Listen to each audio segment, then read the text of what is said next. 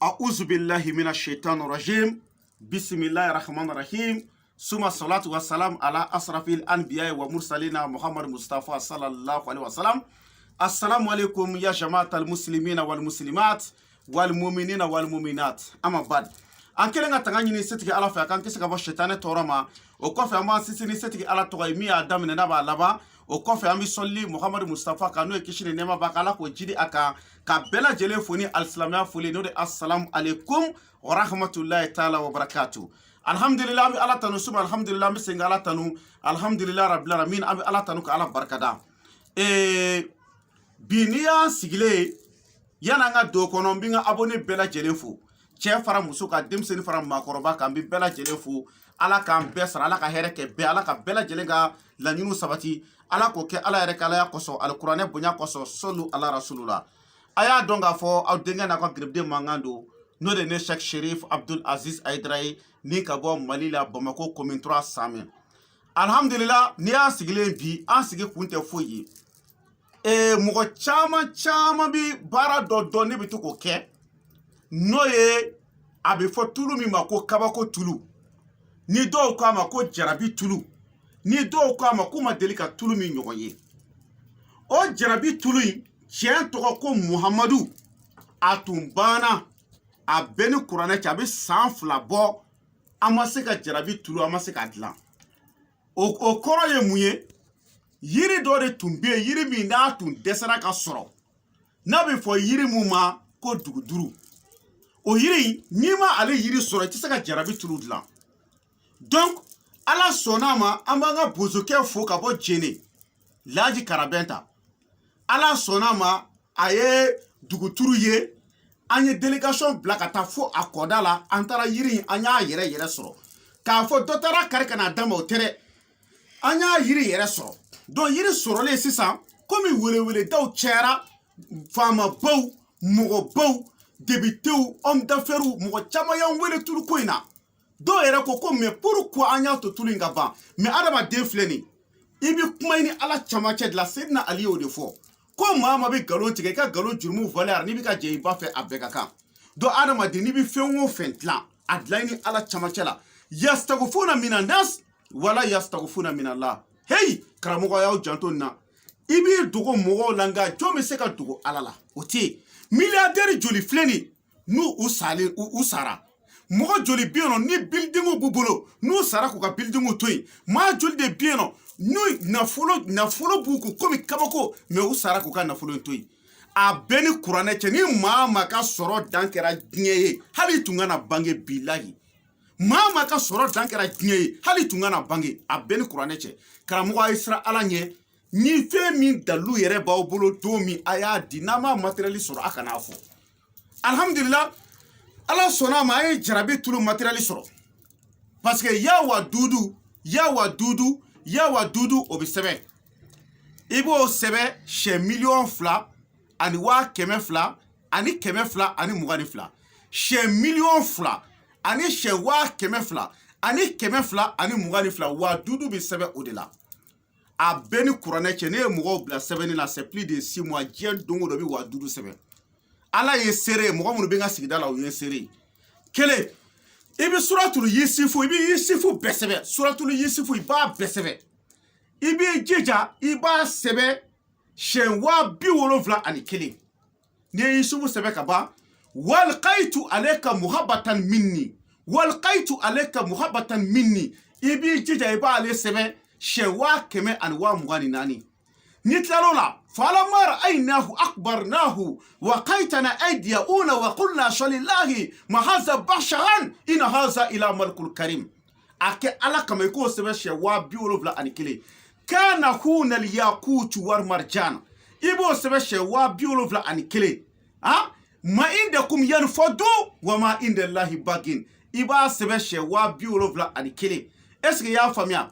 juina linas hubu shawati ila akri aya fo ka taa se aya dana i b'o sɛbɛn siyɛn 71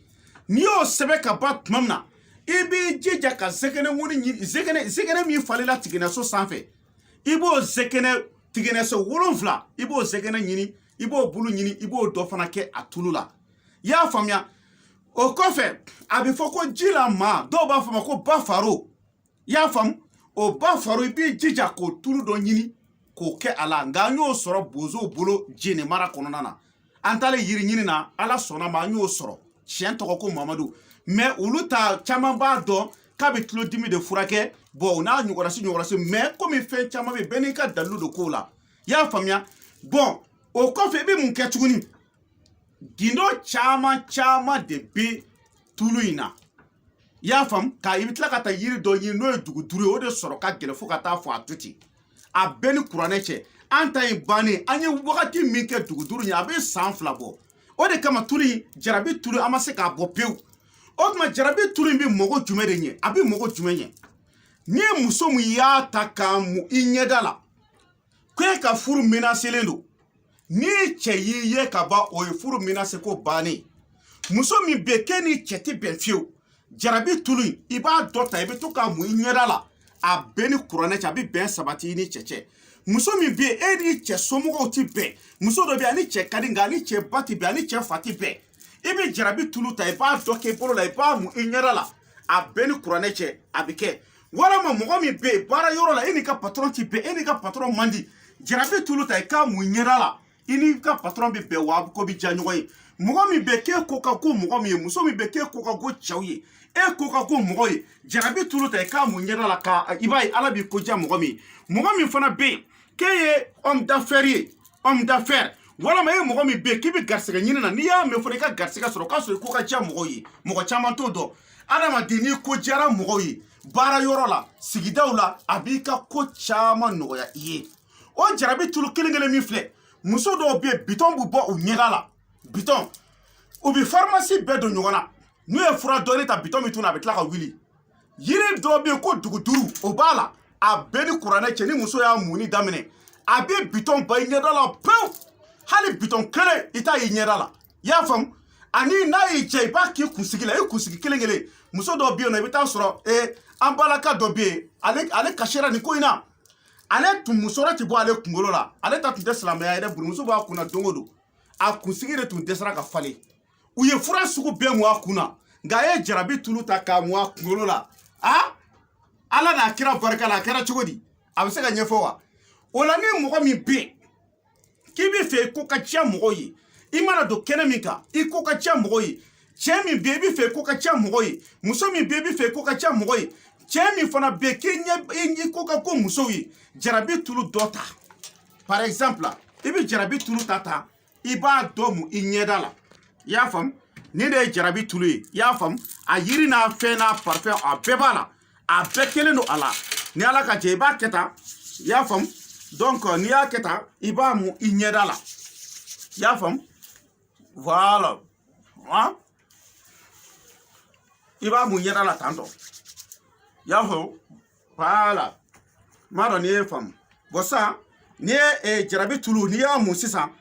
i mana bɔ kɛnɛ ma wallahi e yɛrɛ b'a dɔn k'a fɔ i ni kɔrɔlen tun tɛ kelen ye jarabi tulu filɛ nin ye ni cɛ min bɛ yen e bɛ service baarada dɔ la jarabi tulu n'i y'a mu c'est à dire ale bɛ min kɛ a b'i ko diya mɔgɔw de ye n'i ye cɛ ye a b'i ko diya musow ye a b'i ko diya cɛw ye n'i ye muso ye a b'i ko diya cɛ ye a b'i ko diya muso ye nka i b'a mu n'i yɛrɛ ka ŋaniya de ye wallahi billahi talahi n ye kale ala ka kuranɛ bonya na ni muso y'a fɔ ne ye tuguni ko bɛnbaliya b'i ni cɛ cɛ walama cɛ dɔ k'a fɔ ko a muso bɛ fɛ k'a furu sa ka jarabi tulu to yen k'i m'a utiliser billahi n t'a yafa i ma a bɛɛ ni kuranɛ cɛ n t'a yafa i ma bon o jarabi tulu labɛnnen don ka ban pewu gindoni dɔ de b'a la n'o y'a sɔrɔ mɔgɔ min ye muso ye kolonkisɛ filɛ i bɛ diɲɛ yɔrɔ o yɔrɔ i b'i tɔgɔ n'i ba tɔgɔ d'a ma n'i ye muso ye kolonkisɛ den 4 o bɛ bila jarabi tulu kɔnɔna na kolonkisɛ den 4 cɛkɔrɔba dɔw b'a ko alahu akubar ko tiɲɛ yera ni tiɲɛ yera nkalon bɛ tunu ni maa min ye cɛ ye kolonkisɛ den 3 o bɛ bila a kɔnɔna na kolonkisɛ den 3 astagfirullah o bɛ bila jarabi tulu kɔnɔna na kolonkisɛ den 3 i b'a bila a kɔnɔna na m'a dɔn n'i ye faamu n'i ye muso don kolonkisɛ den 4 nka ni cɛ don kolonkisɛ den 3 n'i ye weleli kɛ tuma min na kolonkisɛ in kun ye min ye o bɛ f'i ɲɛna o dama tɛ jarabi tulu min filɛ nin ye gindo jugu min b'a la ni mɔgɔw k'a ma ko kabako tulu o ye mun ye cɛ min bɛ yen n'i sigan b'i muso la i muso bɛ taa ale baarayɔrɔ la ni patron dɔ bɛ ɲɔgɔn fɛ wa walama mɔgɔ dɔ bɛ fɔ i kɔ wa ala ni kira kama jarabi tulu dɔɔni ta n'i bɛna se muso ma a utiliser i yɛrɛ la i ka se muso ma n'a ye n ye kale ala ka kuranɛ bonya na a ka bɔ kaleli ma dɛ cɛ o cɛ turi muso la ala bɛ bana sɔɔri a cɛ la ni e tɛ danfɛn tɛ se ka furakɛ dana de don cɛ b'a furakɛ cogo di olu fana y'a dama sekɛrɛ ye n tɛ n'o fɔ y'a faamu n'o y'a sɔrɔ muso min fana bɛ yen k'i dan b'a la k'i cɛ ye jɛnɛyakɛla wani de kɛcogo b'o la an b'a kɛ k'a d'i ma i cɛ tɛ jɛnɛya kɛ bilen a kɔni bɛ se ka muso furu mɛ a tɛ jɛnɛya de kɛ y'a faamu parce que ni e tɛ muso o muso jɔra i cɛ ɲɛkɔrɔ c'est-à-dire i cɛ bɛ ɲugu a muso tigilamɔgɔ la quoi n'i y'a utiliser n'i ye muso ye n'i y'a utiliser i la ni cɛ i n'a fɔ cɛ dɔ ka muso i cɛ k'a fɔ k'a bɛ ɲɛbɔ muso dɔ fɛ c'est-à-dire i b'a ye muso ɲugu bɛ da don a la quoi c'est-à-dire ni e yɛrɛ tɛ a tɛ muso foyi ye bilahi o ye jarabi tulu ye wa ni cɛ fana y'a kɛ a yɛrɛ la ten kelen dana don filanan i muso mago tɛ cɛ foyi la tuguni a bɛɛ ni kuranɛ cɛ i y'a faamu jarabi tulu in a bɛ fɛn caman caman de kɛ hali k'a dan nin yɔrɔ ma e dalen don so kɔnɔ e ye muso ye e cɛ bɛ jɛnɛya la kɛnɛ ma ani banajugu bɛna sɔri i dalen kan o yɛrɛ dama kama e kan ka jarabi tulu ɲini k'a utiliser cɛ fana e ye silamɛba ye tiɲɛ don a ye sɔnna komi a bɛ jamana wɛrɛw kan nanzara jamana ko bɛ jamana wɛrɛ kan mɔgɔ sago tɛ muso la e muso kana taa bana cɛyɔrɔ dɔ la ka na k'i la donc jarabi tulu ta i ka utiliser an b'a kɛcogo bɛɛ lajɛlen f'i ye o de la n ko cɛ ta ye kolonkisɛ 3 bi k'a la muso ta ye kolonkisɛ 4 bi k'a la donc n bɛ min fɔ bɛɛ lajɛlen ni maa o maa mɔgɔ bɛ jarabi tulu in na a filɛ nin a bɛɛ lajɛlen de filɛ aw bɛɛ ɲɛ b'a la nin de y'a bɛɛ lajɛlen jarabi tulu bɛɛ de filɛ nin donc ni maa min y'i sigi ko kalo 4 kalo 5 ko ka dɔ d'i ma a bɛɛ ni kuranɛ cɛ ne ma da la ni nin bɛ tɛmɛ tile 3 kan mais jarabi tulu an b'a kelen kelen feere 20,000 20,000 a bɔtini kelen ye 20,000 de 100,000 francs a bɔtini kelen 100,000 francs 20,000 don i b'a utiliser i yɛrɛ b'a ye mɔgɔ t'a fiyɛ dɛ e yɛrɛ de bɛ tila k'a lakale mɔgɔw ye a bɛɛ ni kuranɛ cɛ ni ne ye jarabi tulu ye i y'a faamu donc je vais m'exprimer un peu en français donc je vous salue tous il y a plein de gens qui me demandaient ces secrets là pour être bien aimé. Si tu es un homme, pour que ta femme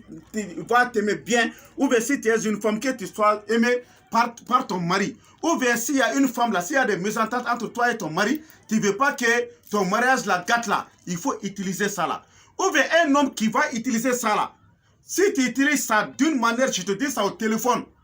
Si tu as touché ta femme là, aucun homme ne peut toucher ta femme encore. Si tu es une femme aussi, la même chose, mais il y a une différence entre eux. L'homme peut marier une femme au nom de la religion. Ça, c'est pas interdit.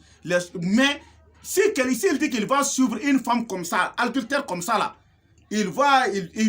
c'est-à-dire, il va détester cette femme, quoi. S'il voit la femme, on dirait qu'il va vomir, quoi. Il ne peut même pas voir la femme, quoi. Est-ce que vous avez compris? Donc, il y a des femmes, là, toujours, il y a des pitons dans leurs yeux, là. Il y a un arbre qu'on appelle Dougoudrou. Il y en a ça là-dedans. Si tu commences à utiliser le sol là, tu vas voir tous les bitons vont disparaître. Il y a les femmes là, leur CV là, ça ne sort pas. Ils font tous les médicaments, ça ne sort pas. Au nom de Coran, je jure, au nom de Coran, il faut utiliser ça dans ta tête là. Tout ça là, les CV là, ça va venir. Donc, si quelqu'un aussi qui veut être célèbre, pour que tout le monde t'aime là, chaque jour, il faut utiliser l'huile qu'on appelle Jarabi Tulu, qu'on appelle Kabako Tulu. Est-ce que vous avez compris? Donc, si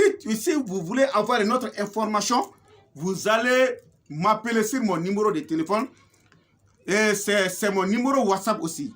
C'est mon numéro appel, c'est mon numéro WhatsApp. C'est 00223 après 77 90 17 17. 00223 après 77 90 17 17. Monsieur nga téléphone numéro ka bamanagana. Numéro ye Mali indicatif ye fufu ani keme flani mugani saba. O ye Mali indicatif ye. Nyere ka téléphone numéro o de bi wolonfla. O kofe bi kononton ke. O kofe bi tan wolonfla ke ka kuncha ni tan wolonfla ye. bi wolonfila ni wolonfila o kɔfɛ bi kɔnɔntɔn o kɔfɛ tan ni wolonfila k'a kun cɛ ni tan ni wolonfila ye mon numéro de téléphone c'est 00223 ça c'est l'indicatif du Mali je suis au Mali Bamako 00223 mon numéro même c'est 77 90 17 17 donc je veux que vous partagez cette vidéo partout pour que ça ne soit pas fini à vos amis. C'est ça qu'on appelle Jarabi Toulou. Kabako Toulou. L'huile qui fait plusieurs miracles au nom de Dieu. Plusieurs miracles. Si tu veux avoir l'argent dans la journée, ni bi feka wari sɔrɔ tile kɔnɔ Jarabi Toulou t'entendra. A kɛta i bolo la. I bolo kɛta kana frotter ɲɛda la dɛ. Tasuma dɔ ta k'i bolo yungu a kunna. A yungu a la n'i ka wari sɔrɔ hami ye. Ala kama a mun ɲɛda la. Bilahi tile ti bɔ ka bin n'i ma wari sɔrɔ a bɛɛ ni kuranɛ cɛ. I n'a fɔ e bi bɔ ka taa nasɔngɔ ɲini de la. K'a gɛlɛya ou bien e bi bɔ ka taa baara ɲini de la. Ou bien e bi ka bɔ ka taa i ka papier ko hamina ko la. Jarabi Toulou ta i k'a mun. Ala n'a kira barika la a b'i ka ko nɔgɔya parce que adamaden ni ko jɛra mɔgɔw ye i ka ko caman bɛ a bɛ nɔgɔya. Ala k'an bɛɛ sababa ma Ala ka tiɲɛ dɛmɛ. Donc n bɛ segin ka min fɔ karamɔgɔw ye. A ye baara kɛ tantɔ karamɔgɔw. Les marabouts disaient toujours la vérité. Si vous avez vu qu'on n'a pas donné ça, ça vaut 2 ans parce qu'il y avait un arbre qu'on n'a pas trouvé. C'est maintenant que notre main est trouvée sur cet arbre-là. Est-ce que vous avez compris? C'est pour cela qu'on est en train de donner à des gens le prix de chaque boîte, ça fait 100 000 francs. À boîte clé wa Mougandi. Il y a les parfums là-dedans, les noms de Dieu que j'ai dit, il y a la salade. Bon, on a un nyogonasi chama bala. Fait mon bala bête c'est qu'un nyefo. Il m'a fait un knyere kadi alay. Do fora mais do ma fo. Il m'a fait parce que c'est n'ali côté ko galon tigala ka galon jurmo Valérie. Ani ka jey ba fait a bekaka. Parce que kabako fait chama bala anti se ko lu fo ni yorola. Chien to ko Muhammad. Ya fam. Donc Jarabi Toulou fle ni mogo bala. Ni vire laje ka ba. Ni sigi ko chichok na bana a yiri antara yiri soro chugum na ala kelen peu de bado antara ngoni e dotige ani yoro dotige ka bo yiri na mais ango chogoroba ma ka ke ala kama ne ara bu chogoroba sara kalola a beni kurane che 100 000 francs ka yiri entretien ke ko dal parce que yiri fleni na tunna dro c'est-à-dire a soro mandi quoi tiens to ko Mamadou a fleurir jondi a fleurir jaune mais ni fleurir korobayara iba urushi bi bo akuna tuguni mo chama bi na fam sisa mais yiri mi do bi ya bedo nyogona itaso donc ambi choroba blaka entretien ke ne ba sara kalola wa muga pour que mogo ka se ka lafia pour que adama dun ka se ka lafia donc amba nyini ala fe ala ye mogo munu da to dala kama ani kuna ja kama ala ka so lu ka soro o ka se ka utiliser ala ye Muhammad da ko ti dundala o kuna ka go ala kana to ka soro jango ka utiliser ala kan bɛ sobama ala ka tiɲɛ dɛmɛ ala ka hamna ko bɛɛ lajɛlen nɔgɔya ya rabbi mɔgɔ minnu ka hɛrɛ bala ala ka solu ka sɔrɔ de la n'an bɛ ko kɛ an kɛ o kɛ ka yasin kala an b'a ɲini ala fɛ ala mɔgɔ minnu mago ɲɛ b'an bolo ala olu kunsi an ma